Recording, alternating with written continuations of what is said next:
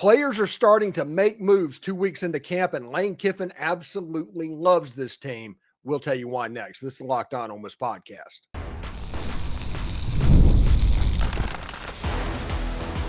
You are Locked On Ole Miss, your daily podcast on the Ole Miss Rebels. Part of the Locked On Podcast Network, your team every day. Welcome to the Locked On Ole Miss podcast, the most watched Ole Miss podcast around. I am your host, Steven Willis, a 10-year veteran member of the national media with Yahoo Sports and a former Ole Miss staff member. On today's show, we are diving into the defensive secondary. Questions still remain, but a few names are starting to climb the depth chart and challenge expectations.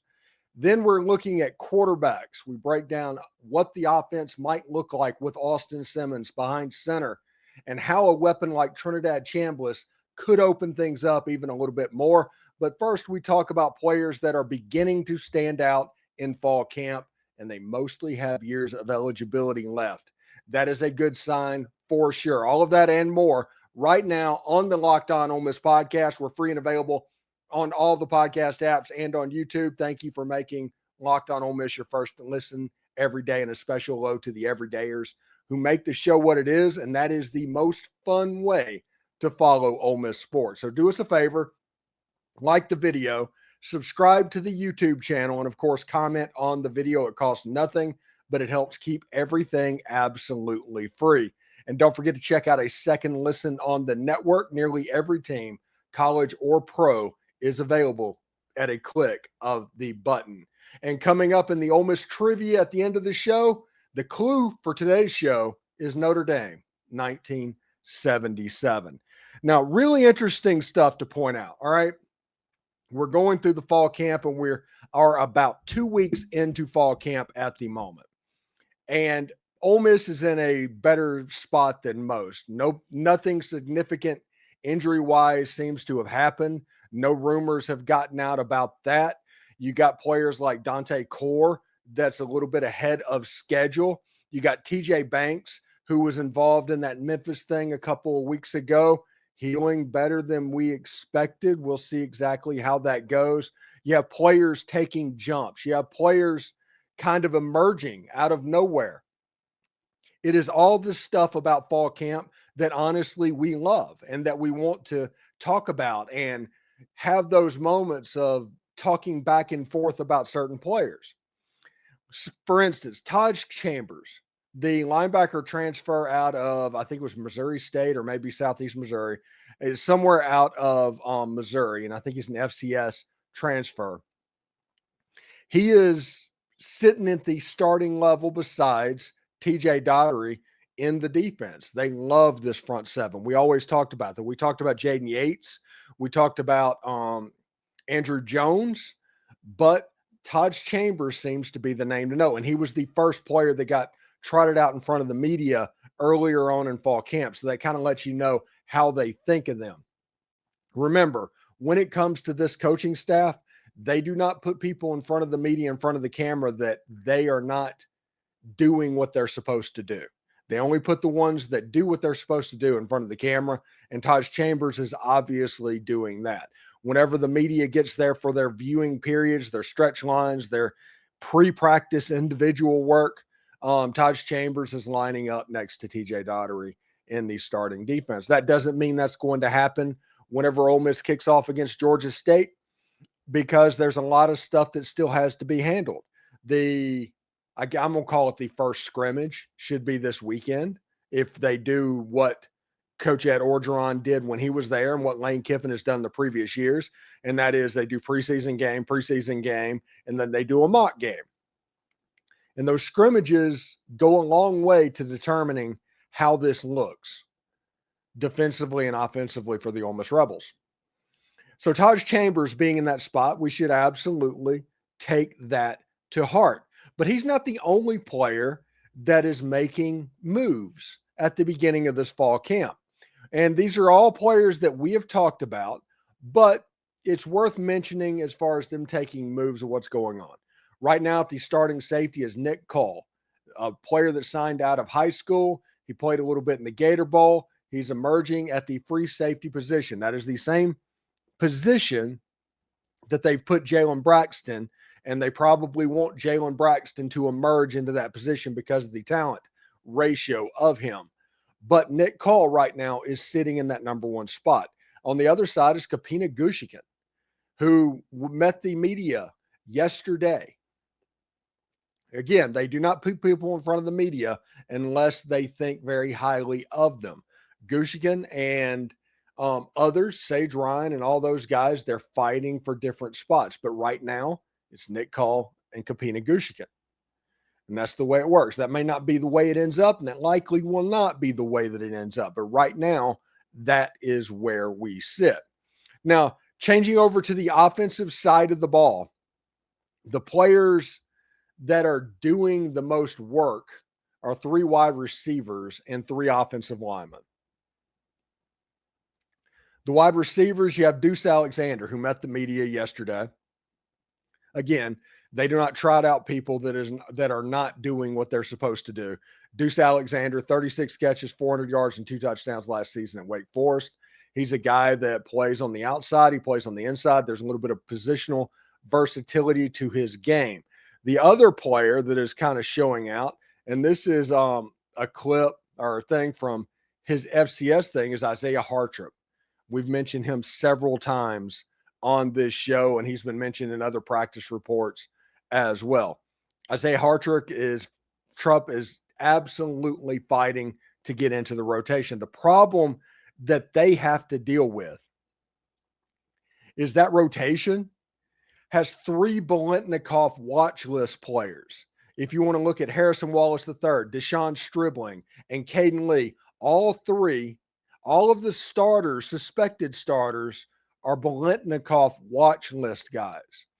So behind them, you can emerge all you want to and not play, because I think it's important to realize in this situation, Ole Miss doesn't play a lot of guys at wide receiver.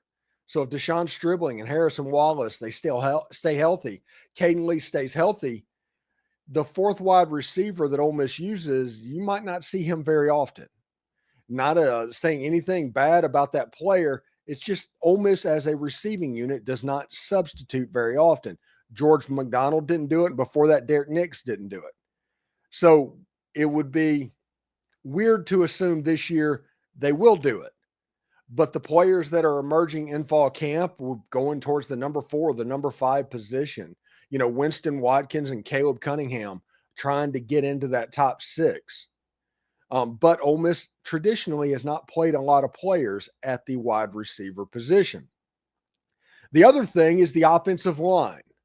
And the offensive line, yesterday, Lane Kiffin said, hey, we're trying out different things, but the players need to play together more on the offensive line. And that felt like Lane Kiffin talking through the media to John Garrison to figure it out, get it settled so we can start doing this. This is a road game at Kentucky is week 2. A home game against Arkansas is week 3. So the offensive line, you can't go into figuring it out. The rumors going around right now is the 2 players that are emerging is P.J. Wilkins and Delano Townsend. 2 guys that really like physicality. They match up on the interior of that offensive line. They honestly, because of the way that they are performing, are giving John Garrison the ability to think about, hey, can Patrick Kutas snap the ball? Can he play center? Can we upgrade the entire offensive line by kind of putting our best 5 out there? And because of Delano Townsend and because of P.J. Wilkins, Ole Miss does have that ability. And finally is Devin Harper, tackle out of Louisiana, true freshman, the first top 100 offensive lineman that Ole Miss has signed in a couple of years. He's apparently performing pretty dang well. Now, the tackle positions are the most set positions on the offensive line when you have Jaden Williams at right tackle and you have Diego Pounds at left tackle. But Devin Harper making a move, definitely worth taking notice of. And one thing to point out, Terez Davis, Devin Harper, Delano Townsend, P.J. Wilkins all have multiple years of eligibility. Deuce Alexander, multiple years of eligibility. Lots of these players that are making jumps have multiple years of eligibility. So that's always a good thing as well. So Austin Simmons is the dude, right? But according to Lane Kiffin, the quarterback run game will not be his thing. He's not going to be Jackson Dart. So enter Trinidad Chambliss. We talked about him on the podcast early in the week. Suddenly, the quarterback room has gotten a little bit more interesting, but not in the way that you think about. We'll talk about all of that next.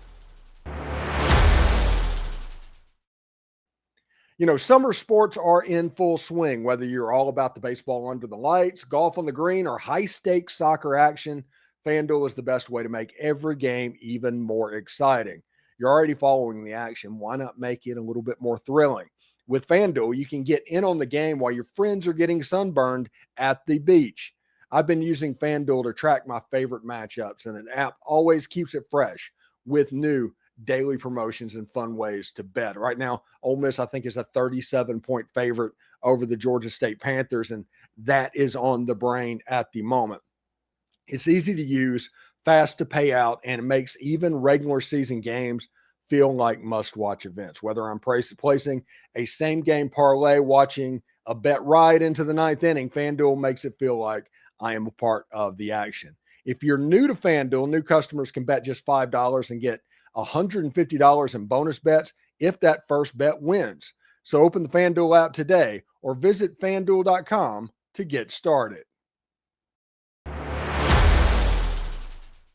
The number one story around Ole Miss football, and it should be, honestly, is Austin Simmons taking over. He's probably the most hyped quarterback to take over at quarterback for Ole Miss since Eli Manning some 25 years ago. But there's a reason for that. Jackson Dart broke nearly every single school record out there. I think he allowed Eli to keep the touchdown record. But Austin Simmons, in my opinion, has completely 1-1 type talent to be developed, but it has to be developed. Joe Judge is coaching the quarterbacks this year. Charlie Weiss calling the plays, and then you have Lane Kiffin. Lane Kiffin has never, to my knowledge, had bad quarterback play at the entirety of his college experience. And Lane Kiffin did not recruit over Austin Simmons like he did over Jackson Dart twice. That kind of lets you know how talented they think Austin is. And this is a weird year, okay? Here's the teams replacing quarterbacks. If you want to look at 2025 problems, and the reason that this season is going to be so unpredictable one way or another. Ohio State, new quarterback. Miami, new quarterback. Auburn, new quarterback. Texas, new quarterback. Oregon, new quarterback. Louisville, new quarterback. Oklahoma, new quarterback. Georgia, new quarterback. Notre Dame, new quarterback. Indiana, new quarterback. Alabama, new quarterback. Missouri, new quarterback. Ole Miss, new quarterback. And Florida State, which is kind of weird seeing Florida State in this list, but they have a new quarterback as well. The point is, when you don't know about the quarterback, it makes it more of a crapshoot to kind of have a take about these teams. Julian Sayin at Ohio State, he just might not be that dude. Arch Manning might not be that dude, and they end up 7-5. We are not sure. All we know is that somebody that's in the top 10 is going to fail because they do every year, and it's going to allow somebody that is starting a new quarterback to make a run that we don't expect. I expect that player will be Austin Simmons, if we're going to be honest. And Austin Simmons has 3 targets on the outside that are Blintnikoff watch list candidates. We talked about this in the first segment. I think it needs to be said again. 3 wide receivers that are Blintnikoff watch list players, tied for the national lead, by the way, for players on the Blintnikoff list. And if you look at Austin Simmons, he did not have the best numbers last year, or the largest numbers, I should say. 19-32, 282 yards, 2 touchdowns, 0 interceptions, and that really big drive against the Georgia Bulldogs. That drive is cashing so many checks for people right now, and the way that they're looking at this season, especially if you're an Austin Simmons fan. If you want to look inside the SEC, I think that Austin Simmons is the best young quarterback in the country. We did a video on that earlier this week. I think he has a chance to be a legit player. I talked about he has the ability to be a 1-1 level player in the NFL draft. I think he's better than Gunnar Stockton. He's better than Arch Manning, Lenore Sellers. There's just run the laundry list of what's going on. Austin Simmons can beat them all. Austin Simmons, though, has a trick that he needs to get past this season. And that is, do not try to be Jackson Dart. And Jackson Dart was a very big runner of the football. He liked to run the ball. It was almost fullback-ish. And the picture of him jumping over the LSU guy, everybody knows about what Jackson Dart did running the football. There's a reason he broke the unbreakable Archie Manning total offense record, and that is that he could run the football. Lane Kiffin was asked earlier in fall camp about Austin Simmons running the football. Makes sense, right? Austin Simmons run the football. Every quarterback has run the football a little bit, and Lane Kiffin is like, no, we're not going to run the quarterback. And that tells you what they think of that young man's arm, because Austin Simmons is a 4.5 guy. He can run. He likes to run. He's going to scramble and surprise some people this season. What Lane Kiffin mentioned is they're not going to call called runs to where the quarterback is taking unnecessary hits. That is what he means by not running the quarterback.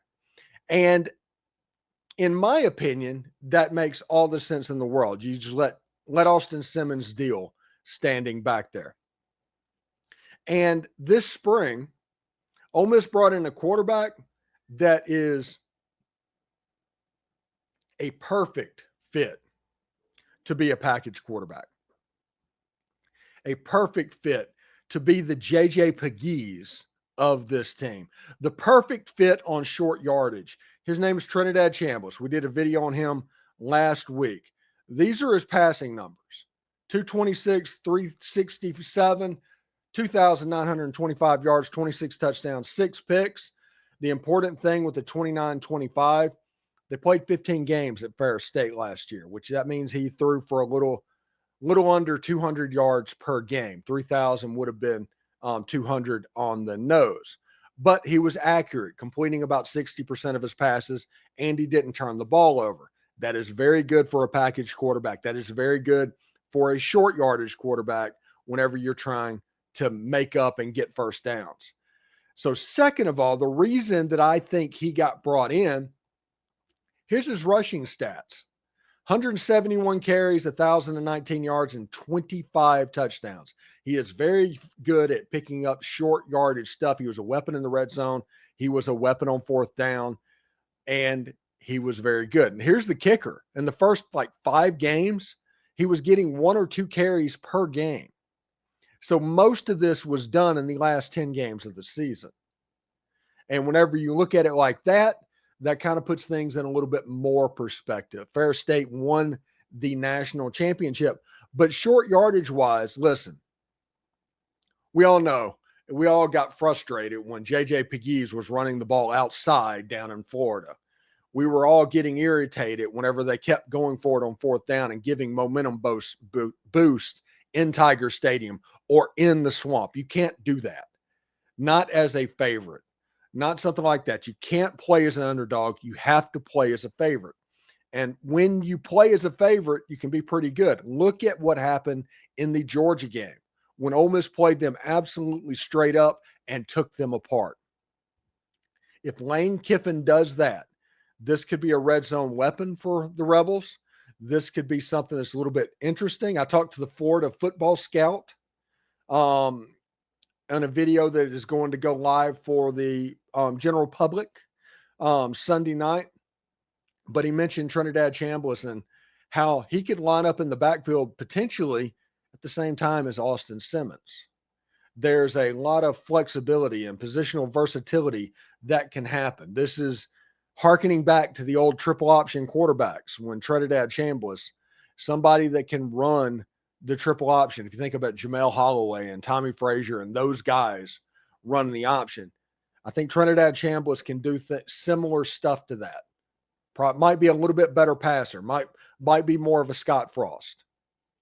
But if you look at this Ole Miss offense, the way it's situated, the quarterback room, and the way that it can be unpredictable and the ability to do different things, it's there. It's all there. And when you look at the fact that we're not hearing much about the running back room, but we know the coaches like the running back room, whether it's Damian Taylor, Kewan Lacey, or Logan Diggs. Those position players, those are going to be big deals in this 4th and 1 situation. So that kind of feels the same way that a Trinidad Chambliss would be. So I am really looking forward to the Georgia State game to see if Chambliss gets on the field and how they plan to use him. We can speculate all we want to, but until we see it actually in action, it's going to be difficult to come up with an accurate conclusion there. Anyway, in our final segment, a few names are beginning to stand out in the secondary, and as a group goes, that will help Ole Miss. Plus, we got some Ole Miss trivia coming your way. The clue is 1977 Notre Dame. That's all next. Stick around.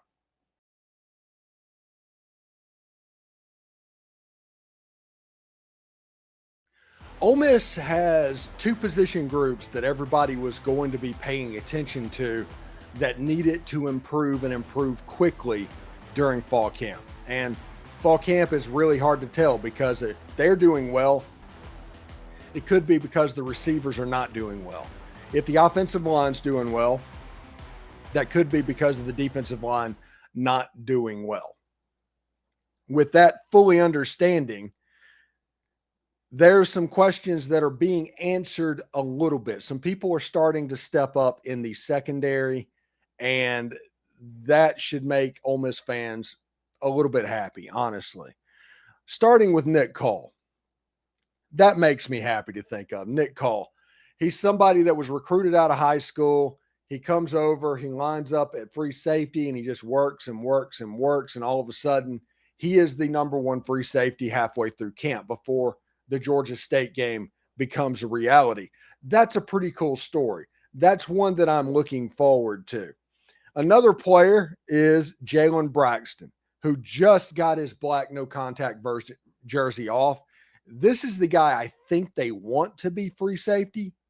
This is the guy I think they're hoping makes that jump. But Nick Cull has that grip on that position, and he is going to hold on for dear life. Jaylon Braxton now has all of that work to do. Whenever he got recruited from the University of Arkansas, he was recruited as a corner. And everybody thought he was being replaced to replace Trey Amos. Ole Miss developing and having corners allowed them to move Jaylon Braxton to fill a hole on their defense. Seriously. Ricky Fletcher, Chris Graves, Antonio Kite, those guys at corner gave Ole Miss the freedom to move Jaylon Braxton. Jaylon Braxton has the skills to be a number 1 corner, but he also has the skills to be a Trey Washington, has the skills to be an A.J. Finley. We will watch and see exactly how that goes. I'm pretty excited to see if Jaylon can make that leap. At the news conference yesterday was Kapina Gushikin, the transfer out of Washington State. I know that there's a little bit concern about his length and his ability to cover taller players in the middle of the field. Like if there's another team has a Caleb Odom on their hands, they're worried about Gushikin being able to hold up. But so far, so good. He's made it 2 weeks through camp, even over a Sage Ryan, even over the young guys, even over a Wydett Williams. There's 3 spots at the safety position, and as this unit goes, so will Ole Miss. So it's going to be important over the next couple of weeks to kind of find an answer in that secondary. They're starting to emerge. The answers are starting to come up. They're starting to get answers to questions. You still have a couple more weeks left to go, 2 weeks until game week, a couple more scrimmages to make your move, to stake your claim on a position. So we'll see exactly how that goes. The cornerbacks, the linebackers we talked about, and the defensive line, we just kind of glossed over. Defensive line, pretty good right now. You've got a nice battle developing between William Eccles and Jam Brown, as we expected. You have Xavion Harris, who's going to be an absolute monster. You have Cam Franklin and Deshaun Womack being the guys in that Jared Ivey role. And then you got Suntarine Perkins. Then you got DJ Holmes, who's a name that has popped back up after the last couple of years. I'm interested to see that. And Prince Will Amon-Mielen coming over in that jack position, that stand-up rush-in hybrid linebacker thing. They're playing that position. I'm curious about DJ Holmes, though. And I'm genuinely curious about DJ Holmes if he makes a move, because he's a pass rusher. If you remember in high school, he had over 30 sacks as a senior. He can get after the quarterback. He's from Pahokee, the same place that Austin Simmons came from as well. So it's interesting to see what's going on, but players are starting to emerge in fall camp. And honestly, that's a pretty good thing if you want to think about that. All right, so let's get to our trivia. We're introducing a new segment on this show called Ole Miss Trivia. Today, we are talking 1977 and the Notre Dame game. In the 17-13 Ole Miss win over Notre Dame in a sweltering game at Memorial Stadium in Jackson, Ole Miss led 10-7 at halftime before dropping the lead on 2 Notre Dame field goals. Who made the long catch that was the catalyst for a comeback upset of the future national champions? Again, Ole Miss went into halftime 10-0. Notre Dame kicked 2 field goals. Which player made the 48-yard catch that helped the Rebels come back to beat Notre Dame in 1977? Hint, this was his only catch as an Ole Miss Rebel. This was a big play. Ole Miss likely does not win the game without this catch. So, which player made a 48-yard catch to help the Rebs come back to beat Notre Dame in 1977? Anyway, thank you for making Locked On Ole Miss your go-to source for Ole Miss sports. We pride ourselves in offering the most comprehensive perspectives, which is why we're the front door of Ole Miss. If you don't believe me, search Ole Miss Podcast. Anybody that hears about Ole Miss, considers Ole Miss, and wants an Ole Miss podcast, they search there. 80% of that page is me.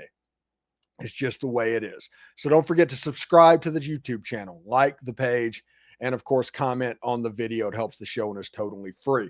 We will put the answer to the trivia question up at about 5 o'clock in the afternoon of the day that the question releases. It'll be on the social media channels. It will be on the YouTube channel as well. Your support means the world to us. For your second listen, check out the Portal Show. Brian Smith has the latest rumors, portal entries, and signings. Be the most informed fan on the rapid changes to the college football landscape. Find the Portal on YouTube or wherever you listen to podcasts. Hotty toddy, everybody. And remember, analytics is just the old English word that means bad football. We'll see you tomorrow.